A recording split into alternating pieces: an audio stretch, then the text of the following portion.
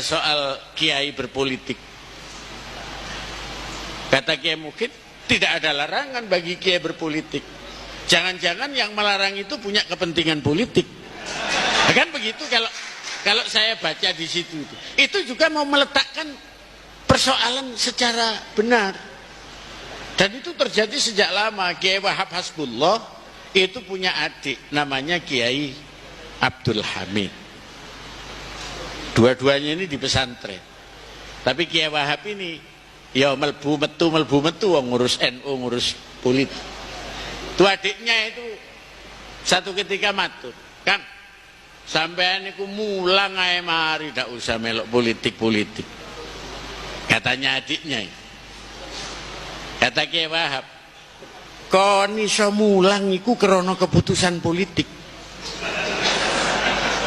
Kon iso mulang anteng ayem gak diapa-apakno leluasa itu karena keputusan politik.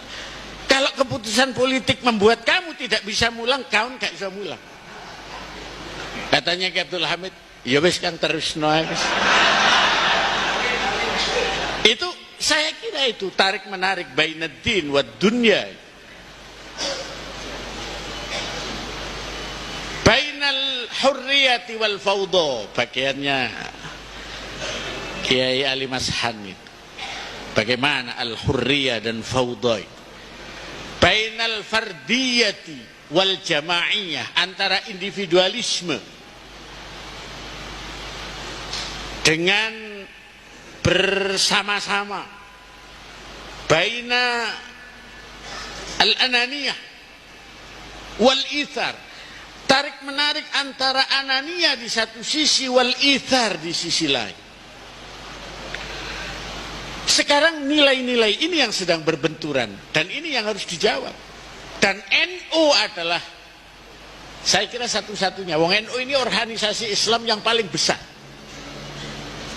di dunia, bukan di Indonesia. Mulane kula ngomong ahli swarga sing paling akeh wong NU itu karena itu.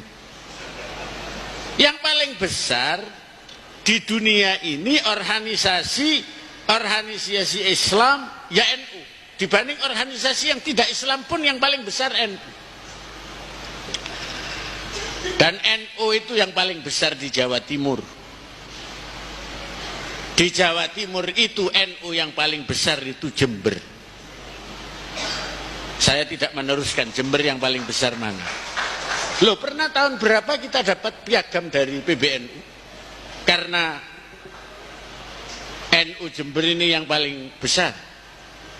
Saya tidak tahu apakah ada rencana dari Pak Ali Mashan untuk mengulangi pemberian piagam itu. Dan yang paling tenang kiainya, NU-nya, masyarakatnya di dalam soal-soal macam-macam termasuk soal politik akhir-akhir ini adalah Jember.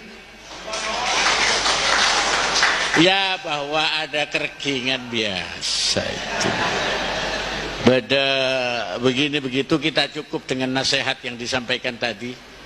Dan saya memang mau sampaikan, ini aslinya dari Kiai Khotib, tapi saya yang menyampaikan. Saya sowan kepada beliau dikasih selebaran. Itu selebaran betul. Karena tidak ada yang bertanggung jawab siapa di situ. Karena ikhlasnya. Itu disangoni dari ikhya. Saya ingin nyangoni caleg-caleg ini. Baik yang mau jadi maupun yang calegen gitu ya. Beda caleg secalegen. Apa Imam Ghazali nyangoni kita? Idza syi'ta an tahya sa'idan minar rada wa hadzuka mawfurun wa irduka sayyin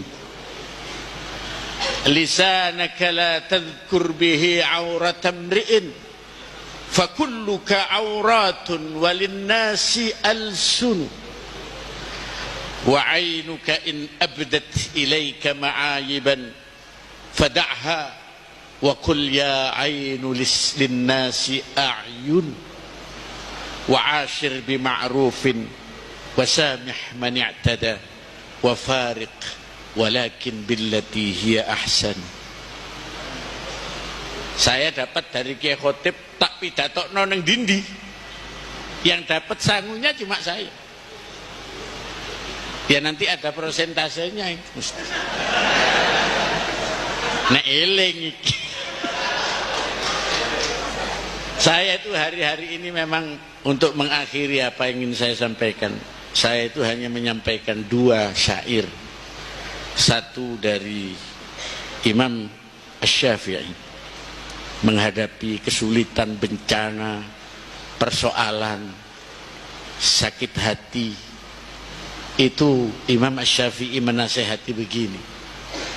Da'il ayyama taf'alu ma tasha'u وطب نفسا إذا حكم القضاء ولا تجزع بحادثة الليالي فإن حادثة الدنيا ليس بقاء وكن رجلا على الأهوال جلدا وسيمتك السماحة والرخاء.